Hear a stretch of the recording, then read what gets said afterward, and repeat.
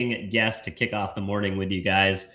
Lindsey McFadden is a premier franchise marketing executive and the chief marketing officer of Stretch Zone, the world's largest franchising network specializing in practitioner-assisted stretching.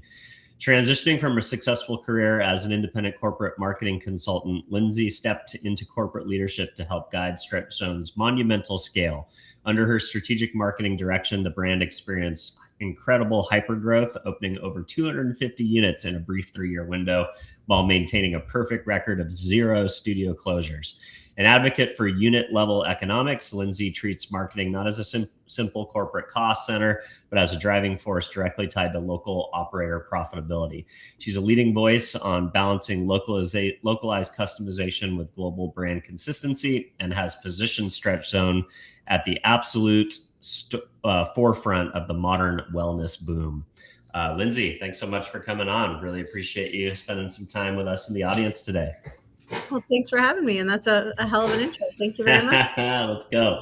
All right. Maybe you can contextualize, your background a little bit. So tell us a little bit about, where'd you grow up? Where'd you study? And how'd you get into the marketing world? Born and raised in New Jersey before my family relocated to Florida for my dad's job. So did middle school and high school in Florida. Went to Florida State for undergrad, went in with a bunch of credits, decided I didn't want to graduate early. I wanted to stay around. Who wants to leave college early? So did a dual MBA program and just loved my time there. Go Noles. And since then, I've been back in South Florida in different career roles. I wanted, fun fact, I started as an English major. I thought that's what I wanted to do, and then realized quickly, no. What I loved about marketing was kind of the psychology behind it. How are we positioning and advertising and really bringing products to market and services and what resonates with the consumer? And I was always really drawn to kind of the analytical side of marketing.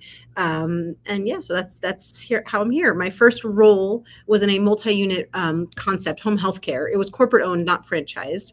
But then I kind of got such a liking for the multi-unit space because to me, it's like a puzzle. How do you make the same thing work in vastly different markets with different clientele and different demographics, but still ensure the same kind of level of service and product quality? And so I've kind of spent the bulk of my career trying to answer that question for different brands. That's awesome. So when did you kind of get into the world of franchise marketing? It's probably been 15 years now. And it's so interesting because with franchisees, they're such an asset to us and bring so much experience and different various backgrounds that we can also leverage and learn from too at the corporate level. We have a really awesome franchise advisory committee here at Stretch Zone that we leverage and work really closely with. But yeah, it's been about 15 years working with franchisees, and I've learned so much from our franchisees specifically. I can imagine.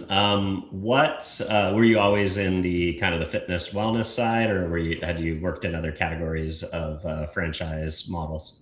I worked for a United Franchise Group years ago for a brand called Signorama. So commercial signage, not exactly wellness, but that sign knowledge, ironically, has served me so well through the rest of my career, just understanding the different opportunities with signage. But other than that, always focused on lifestyle or health and wellness brands. Okay, awesome.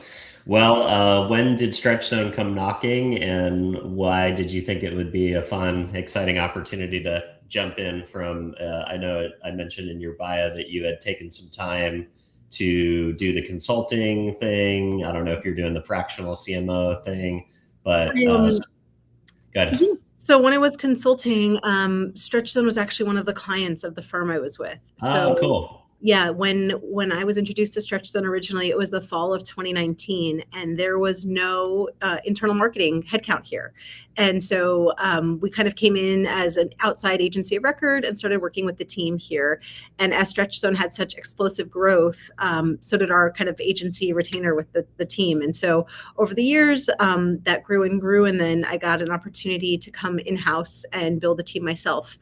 Stretch Zone had reached about 200 and some odd locations. And we decided, now is where we really need those functions in-house. So I was really excited to come on the other side. And so I've been in this seat for about 3.5 years, building my team in-house. Amazing. Let's start a little bit with the discipline. So I don't know if everybody is familiar with assisted stretching as kind of a modality. So can you tell us a little bit about the modality? I think I don't know what the insight was in kind of launching a dedicated kind of service around this, but you always think about kind of the high-end gyms where there are personal trainers that are working out with somebody and they're stretching them on the floor, and you're like, oh my gosh, that looks amazing, but that probably costs a lot of money. I'd be curious, what was kind of the product insight that developed this modality, and why did you guys jump in and think it would be an interesting model for franchise expansion? Yep. So our founder, Jordan Gold, he really started it because he had a need. His grandfather was basically bedridden from complications of diabetes. And so he started he had an anatomy physiology background, personal trainer. And so he started stretching his grandfather every day. And over the course of a year, he went from, being immobile to a walker to a cane to being able, to dance at his cousin's wedding. That's kind of like the Reader's Digest version of our founder story. And so once he understood the power of stretching, he said, we need to find a way to bring this to the masses. And franchising was that vehicle. We had about 10 or 12 corporate locations originally about 10 years ago, and then that's when we started franchising originally in 2017. And since then we have been growing really, really quickly. But about the modality, to what you just said, everybody tells you should stretch. You should stretch. Mm-hmm. Your doctor, your personal trainer, your physical therapist, everybody knows the benefits of stretching. The challenge is people never make the time for it, or they don't really know how to do it. And so what makes Stretch Zone different is really two main things. One is that we have a patented strapping system. So in our studios, which are all open air and open space, typically have about 5 or 6 tables in there. And the tool that we have is this patented strapping system. So our practitioners, it's a one-on-one service, a la personal training. There's no group classes or anything. They take you through a series of protocols of different stretches. And with this patented strapping system, it helps to position, stabilize, and isolate your muscles. So it gives an extra set of hands really to our practitioners. Because if you're trying to stretch your hamstring, for example, when you start reaching that tension point, your other leg will start to give because it's trying to compensate. But if that is positioned and isolated with the straps, then the practitioner has an extra set of hands to really be able to manipulate and ensure the deepest and safest stretch. So that's kind of number one. And number two is we're a protocol-driven service. So we have specific stretches that we do in a certain sequence based on what your need is or what you're coming for. Whether you're a golfer or a runner or somebody that just has mobility issues, we can kind of assess that through an initial stretch. And then we put together a plan of what protocols we're going to go through to help improve your range of motion.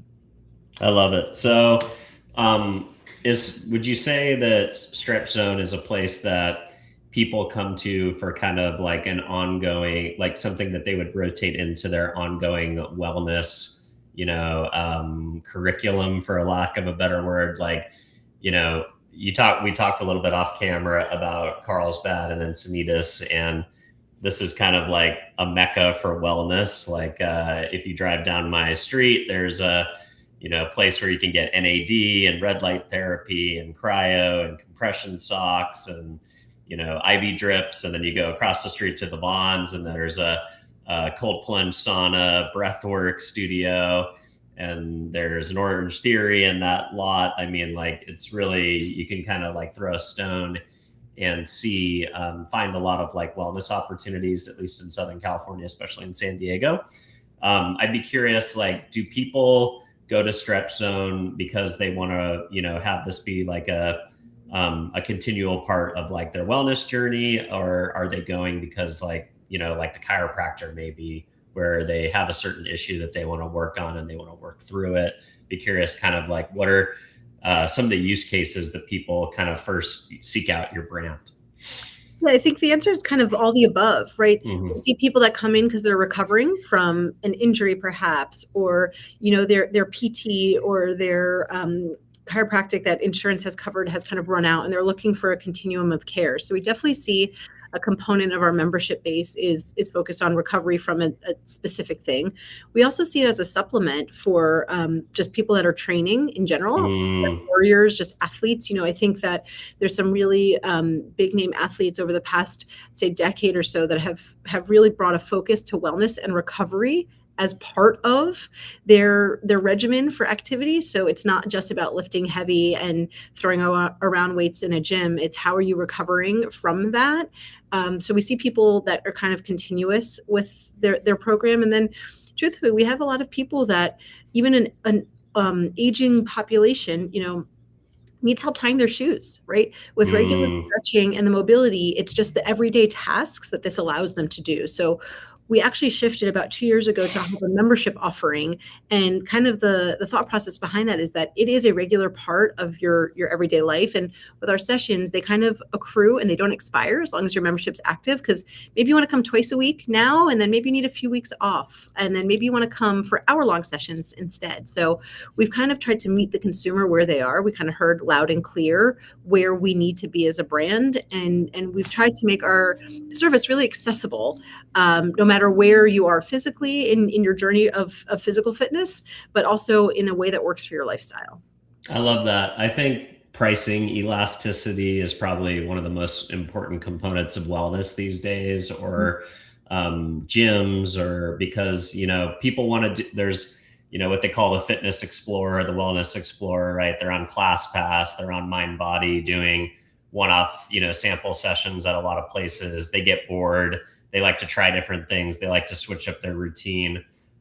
They change maybe the sports that they like to play or the ways that they like to exercise based on seasonality. How hot is it? How cold is it? Is it raining?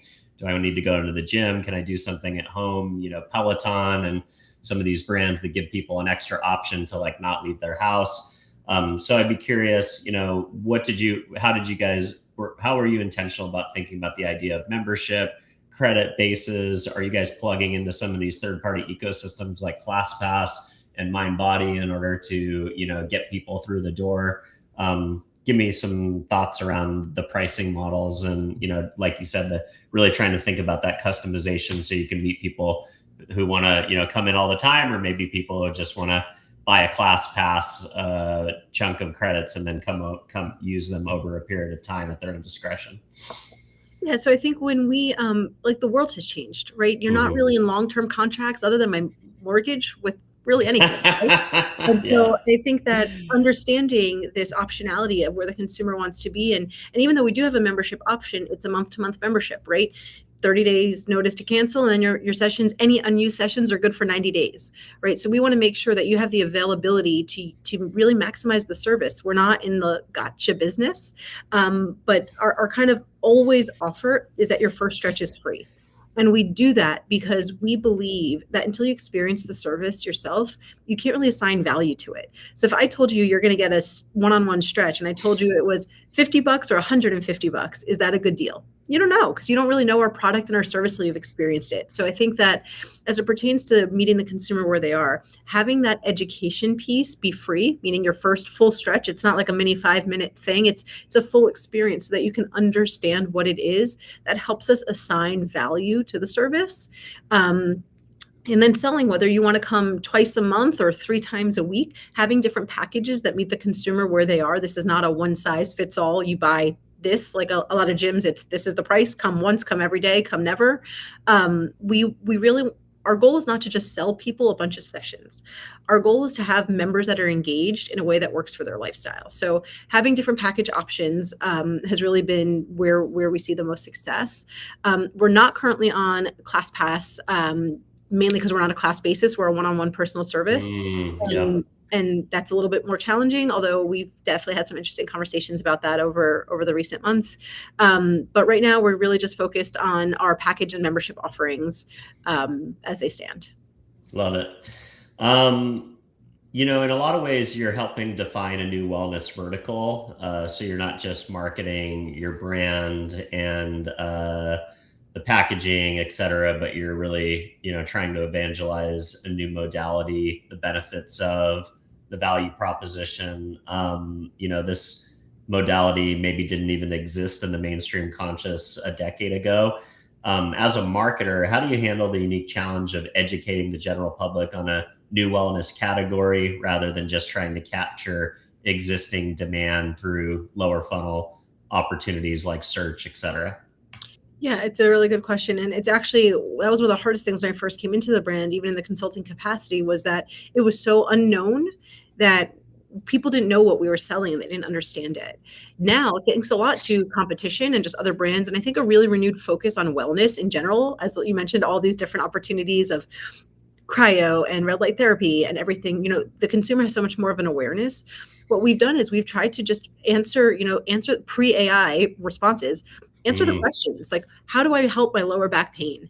And really just showing up there in a really organic way was kind of the primary way. And then what we actually did is last year we conducted a research study to prove the efficacy of our method and our stretching, because we wanted to understand it's not just, oh, it feels good. We have anecdotal testimonials for years of how Stretch Zone changed my life, but to understand that now we have 16 tier one claims that we can make tied to specifically Stretch Zone, not just stretching in general, but how our strapping system and our protocols really achieve gains in range of motion and energy and sleep quality, right? I think people are not just looking for a prescription to sleep better. If there's a yeah, natural and holistic way by stretching my body and releasing tension that will calm my sciatica or whatever it is that can help me sleep better, people are looking for those things. So I think the real education piece from our side has just been a ton of content generation, trying to answer the questions that we know people come to Stretch Zone looking to solve. And so by leading with that, it's not, 10 reasons why you need practitioner-assisted stretching. If you don't know what practitioner-assisted stretching means, you don't care about the 10 reasons. What you want to understand is, how can I sleep better by keeping my sciatica at bay? Let me help you. totally. I love that. Why is the franchise model generally the best way to grow a wellness business or a fitness business? It seems like those are where you encounter franchises most often, maybe QSR restaurants and a few others, but definitely in fitness businesses or wellness businesses. Is it the unit economics of renting space and equipment? Why does the franchise model kind of seem to be the right model for this industry? I mean, it's really easy to replicate, right? So many Mm, people, especially Americans, we're currently only in Canada as an outside of the US locations right now. But I think so many people want to be their own business owner, and they have that entrepreneurial spirit, the true American dream. And franchising is a great vehicle to make that easy, because you don't have to figure out creating your own website and your logo and all the business systems and tools and processes. By tapping into an infrastructure that already exists that is really solid, it's such an easy button to kickstart an entrepreneurial career. And I think for us specifically, you mentioned QSR. Stretch Zone is an exceedingly simple business. We do one thing, mm. one thing only. We stretch people. There's no moving inventory. There's no waste and spoilage of food product. There's no dynamic pricing for goods and services, right? It's one thing and one thing only. And so by having the infrastructure like business in a box that franchising provides, we help you. We have a director of real estate that gets you, your location and a great lease. And other than that, kind of everything shows up, paint, carpet, set up the tables, and you're ready to go. So I think that we see so many first-time entrepreneurs, specifically as Stretch Zone owners, because of the simplicity of the business. But then also, there's so many synergies in a market that 93% of our owners are multi-unit owners. So the average person has about 3 locations, some as many as 25, some have 12, 15. But it's a really great opportunity for entrepreneurs to get that experience as business ownership without all of the risk and upfront work of creating something from scratch. I love it. What are the types of attributes that you look for in a potential franchisee? Are there characteristics or things about their background, or just a general, insight that helps ensure, you stay on that 250 no closure success rate? What are you looking for when courting franchisees and or marketing to them?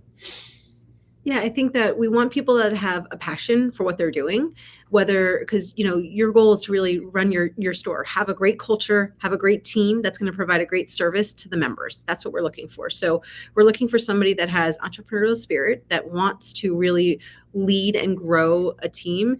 And then the commonality between all of them is that there's a passion for helping people, right? Because what we're doing at Stretch Zone really changes lives, at the risk of sounding overly dramatic. There's plenty of people, you can make a lot more money probably doing some other stuff, but the common thread that we see through a lot of our owners is that they've been impacted by the service in some ways. We've had franchise owners that, they were going to have back surgery, but they tried Stretch Zone and were able to not have back surgery and have recovery. And so there's a deep passion, I think, for helping people and for providing a service to the community that you can't really make up. We also look for people that are a pillar of their community. Who's going to be involved, because those are our most successful stores, are the ones that the owner is actively involved, even if it's in other businesses, but part of the community, because people do business with people that they like. And building a great team and having a great culture to provide a great service, I mean, it all comes down to the owner. So that's kind of how we look at people that come to us. For probably the first 7 years, we never even advertised, if I'm being honest, in terms of franchise sales. It was all organic from within our network and referrals, which is phenomenal. But now we've looked to come into some strategic new markets and as well as international. That's kind of how we're guiding our advertising initiatives there. I love it. Let's talk about how the marketing works from a co-op perspective. So do you guys have one national or global at this point brand campaign? Do you have regional co-ops that kind of customize the message based on kind of the look and feel of that region? Do you have kind of performance driven, things to drive trial at the store, or maybe like a franchise cluster level? Like how do you organize your marketing co-ops, and how are they supported, and who's responsible for what, from corporate down to the franchise owner? All the above kind of is the answer. And that's we do have a national media fund that is 2%, which is fairly standard in the space. And that goes to kind of our what I say, our global, I mean, like our company-wide initiatives that drive ultimately leads through the franchisee doors. We do have a required monthly spend that franchisees are required to spend in market. So in whatever city they're in for local activities, whether that is digital ads, sponsorships, mailers, whatever they want to do. And then we do have a level of co-ops in markets where we have a high concentration. So in certain markets where we have a lot of owners that have worked together, South Florida being one, Atlanta, in Texas, where we have a bunch of clusters of stores, we have the owners that have worked together on different kind of regional initiatives, whether those are TV commercials, radio spots. We, from a corporate standpoint, we support those in terms of creative and assets and really execution, contract negotiation. But the local owners work together. We have some DFW owners that do a lot. There's a lot of big business based out of DFW that do a lot of great corporate wellness initiatives that work together there. So I think the goal of how we look at it is that we're trying to provide a really steady top-down drip of leads and awareness really for the stores. And then it's kind of, we pass the baton to them to recognize that and really enhance it at the local level. Yeah, they've got to capture it and make sure that they're converting and kind of translating it to their regions that, excuse me, almost sneezed. To basically giving the franchise or the market owners kind of the ability to customize, but really capitalize on the demand that you guys are pushing downstream. And I think that because of what we do is so personal, you're not just getting a standardized cup of coffee or something at a drive-through, that being a fabric of the community is so important. I try to say all the time, like 80-20, 80% of everything we do should be the same in Stretch Zone. That's why you buy into a franchise. That's for that brand strength and that brand equity. But also the 20%, it needs to speak to your local market. There's very different marketing in Southern California than there is in Central Texas, for example. And our local owners in Texas have y'all in their ads. We don't say that here in South Florida, right? But we want to make sure that it fits the market and that it resonates with the consumer. I love that. All right. Under your marketing leadership, we've talked a little bit about how you guys have scaled to more than 250 units in 3 years, and all while maintaining that unprecedented record of zero studio closures. Um, how do you scale your marketing asset pipelines quickly enough so that a new studio in a small market feels just as supported as the legacy flagship location? What is the marketing burst, if you will, for a new opening in a new owner or a new market? We handle what we call our kind of grand opening procedure in-house. I have an awesome person on my team that manages that entirely. And so we have a very kind of structured process from the second, truthfully, that you sign your franchise agreement through opening your doors. From a marketing specific perspective, we have a very outlined pre-opening cadence to then grand opening, what we call the first month, then to ramp, which is really months 1 to 5. And so we have a pretty solid outline of that content, that cadence, and what works. We're at, I believe, 427 locations open currently. So we've got a lot of data to kind of look back and see what's worked and to optimize that. So we have a fairly structured content cadence from the pre-opening to the new open to the ramp phase. And then we really pivot to understand, based on market, based on seasonality, our Minnesota locations in January have different creative than us in South Florida when every golf tournament and outside sport is happening, when it's, negative 30 or whatever they're dealing with up there. We have a whole host of ads around like snow shoveling and back pain from that resonates in that market. So I think we've just really tried to build out our content library over the years to meet those different needs. And from a grand opening perspective, we're really prescriptive with what we do and when, because we know what works. That's awesome. So it sounds like you're doing a lot of localization efforts and really customizing creative to speak to the particular markets that the franchisees are in. Yep. You're heavily passionate about tying all marketing initiatives directly to unit level economics. How do you combat the common franchise friction where local operators can sometimes view corporate marketing as a tax rather than a strategic tool? How do you articulate and make sure that they see the value that's being driven through the marketing initiatives and they can feel good about their investment? I think data transparency is really important. We have a exceedingly transparent scorecard that is available to the entire network, so they can see every single KPI and metric and how they're performing versus the rest of the system, as well as broken down by cohort. And so I think there's real trust when there's transparency. So if I can show you exactly what you're getting for what you're doing and what it's then resulting for you back to the ROI, that's a great story. People don't want to just operate on feelings and vibes. They want to understand, okay, I need to do this because if I do this, it's going to get me that. And being able to be that specific in terms of ROI and understanding really what that means for the business has been a huge game changer. We know exactly when we need to launch ads pre-opening. We know exactly how many we need to have in terms of leads pre-opening for a store to be in the top quadrant within 6 months. So we're very prescriptive with that. And by really walking them through that data, it's very easy to then show that this is not just a tax, it's really an investment in your business. It takes money to make money, and being able to show that with just case studies and data over now 400 and some odd locations is really powerful. I love that. You've noted that a lot of the magic of the franchise marketing happens when you balance that global brand consistency with a local customization. Where do you draw the line on what franchises can customize in their marketing and what needs to be strictly dictated by the corporate guidelines? Oof, that's a daily struggle. ChatGPT has really created a new era of issues there for us. I mean, AI is so helpful in so many ways, but now, unfortunately, every single one of our owners fancies themselves a graphic designer with chat. So it's been a challenge, and I think part of it is really just down to education. We have monthly system-wide calls and kind of biweekly trainings, and we just share the why behind it, right? Sometimes we kind of poke fun.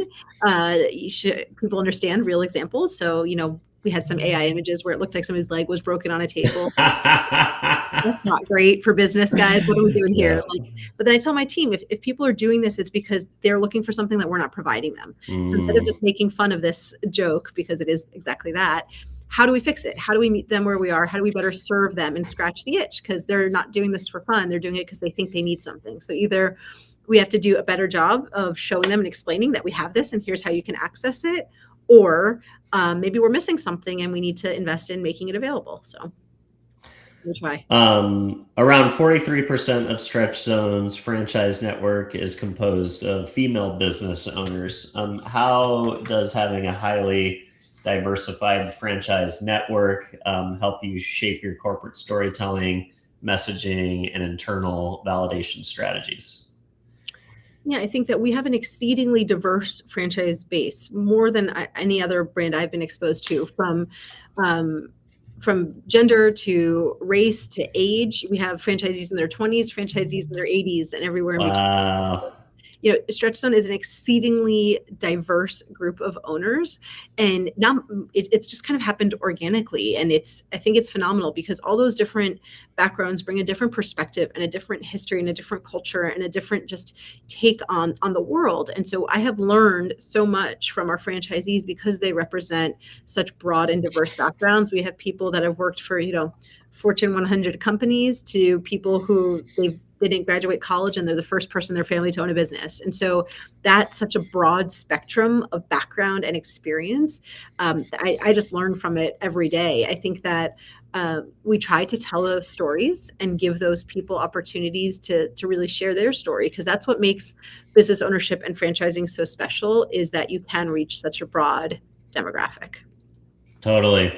The world is currently obsessed with AI. We talked a little bit about how your franchisees, owners now, are using some of these tools and consider themselves, kind of armchair creatives. But you're also making a bet that success in the current marketing world relies entirely on physical, genuine customer connection.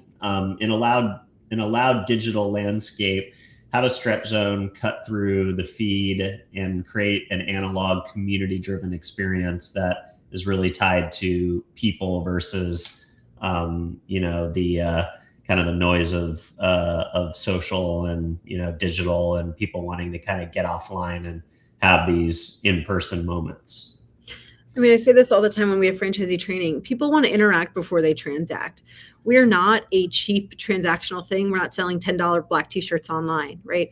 We're helping people and we're healing people. And because what we do is physical and hands-on and face-to-face, we will always be a very personal business and a personal service. We are not super, because of that, we're not super technical with what we offer, because we're a hands-on personal service, right? I also think that the pendulum swung really far with this digital, everything becoming digital, right? And people managing KPIs to the penny of all these different attribution models, and God, what are we doing here, right? Ability to accept new members in our studios? Yes. Are we staffed properly? Yes. Now let's talk about education and awareness of our product and service and get people in. And most of our members come once or twice a week. And so when you think about that, there's very few places you go for a one-on-one barbershop kind of mentality. It becomes a little home away from home. These people are very close with their practitioners. They talk to them every week, twice a week sometimes. And so having studios that feel warm and welcoming and inviting, and creating that culture amongst the practitioners in the studio, is really paramount, because people want to go to places where they feel good. And so while our stretching helps you feel good, you also want to be in a great place. So our studios are not overly clinical, and they're also not very spa-like where you're in private spaces. They're open, they're community. And because you're a hub of a community, I think that just kind of translates into the people that we get as members, because they want that experience as well. You've also built out a referral network strategy, relying heavily on referral partnerships with local doctors, physical therapists, chiropractors. How do your digital brand marketing efforts help local owners build and maintain those critical face-to-face medical B2B relationships in their home territories? And how can you kind of train for that networking effect to help your franchisees figure out where the areas and organizations that they could get involved in to create these referral networks? Yeah, so from top of funnel perspective, we try to do like the brand education marketing on behalf of the franchise owners, but we have a pretty comprehensive playbook that explains, grassroots marketing, local B2B relationships are so important. We tell all of our owners, all of our studios are located in strip centers, and we say, how are you working with your neighbors? And, whether it's a restaurant or another personal service company or a boutique fitness or whatever it is, we don't really compete with any of those. We're additive and complementary. And so it's really about explaining to our owners how to create those relationships, how to foster them and make them mutually beneficial, right? How can you use stuff in trade? How can you offer sessions to a partner business in exchange for access to their database to co-market some emails or do events together? I think that we really focus on giving a playbook that is robust and comprehensive that our local owners can apply regardless of the business, whether it is a chiropractor or a physical therapist or a gym or a smoothie shop or anything in between. You've also stated that Stretch Zone's target demographic is virtually limitless, ranging from professional athletes to desk-bound remote workers to seniors dealing with sciatica. When your product is for everyone, sometimes the allure of targeting everybody can be pretty strong. How do you prevent your marketing message from becoming too broad, watered down, or generic? And how do you help your franchisees drill down on certain affinities that might have a higher propensity than the general population? Yeah, if you speak to everybody, you're speaking to nobody. And so I think that we try to have specific messaging for an older population or retirees versus elite athletes. I think we target that differently. And also a lot of that's community driven, right? In South Florida, we're based in South Florida.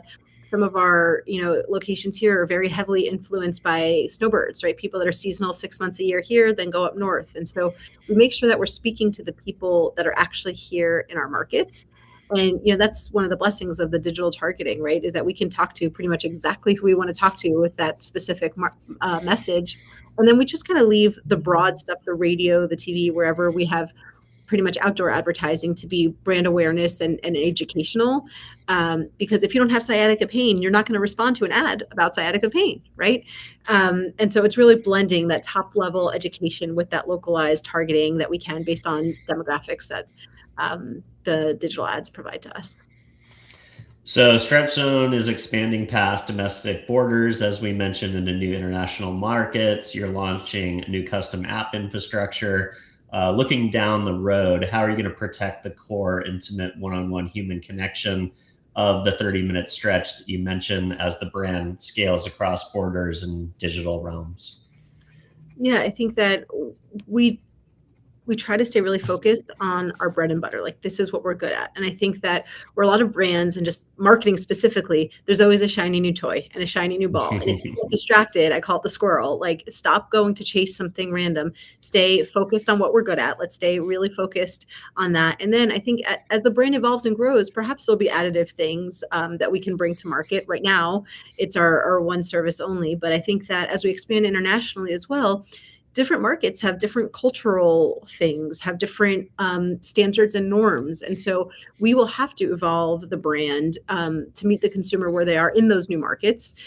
We don't have any others than right now. We've got some stores in the Toronto area in Canada, very similar to how we run them here in the States. So as the brand evolves, though, we'll have to tackle that as we get to it.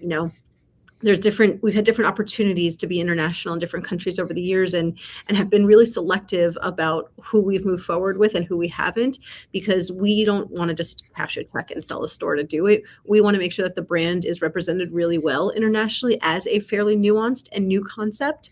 And we want somebody that's going to do the brand justice as it grows internationally. So we've been very selective with our international expansion kind of focus and partners. And I think for now too, also staying really good at what we're good at. If you become a jack of all trades, master of none, it really dilutes the product, right? So there's other brands where you can go and get everything you listed before, one-stop shop. You can get your cryo, your red light, your stretching, your chiro, your injection of something all in one place, and maybe convenient for your commute. I don't know that any of them are done exceedingly well, right? We try to stay focused on what we do and do it well.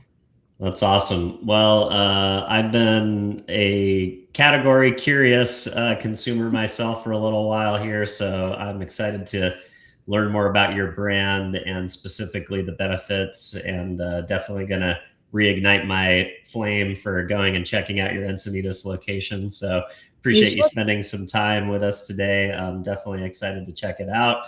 If folks at home want to follow along with your thought leadership and thinking and or learn more about Stretch Zone, where would you like to send the audience to tune in? Yeah, you can find me on LinkedIn. Happy to connect with anybody. And for Stretch Zone, head to stretchzone.com and find a location near you. First Stretch is free, no obligation. Just sign up and experience it yourself. I implore you to do the same. The team at Encinitas is fantastic. You'll have a great experience, I'm sure of it. I'm excited. Well, thanks, Lindsey. Appreciate you coming on and spending some time with the audience today. And for those of you at home, if you're watching the show for the first time, don't forget to give us a follow or a subscribe. If you're listening, an honest review on whatever podcast platform you might be listening on is how we find a larger audience organically. So don't forget to do that. And if there's somebody out there, maybe a wellness curious person who likes to check out these types of services, or maybe somebody who's been experiencing some health consequences that some of the things that we talked about today might help them, or maybe one of those entrepreneurs that maybe would be interested in a franchising opportunity or learning more about the business model, don't forget to share the show. And with that, Lindsey, I will wish you a great day. Appreciate you spending some time with our audience today. Thanks for having me. Great.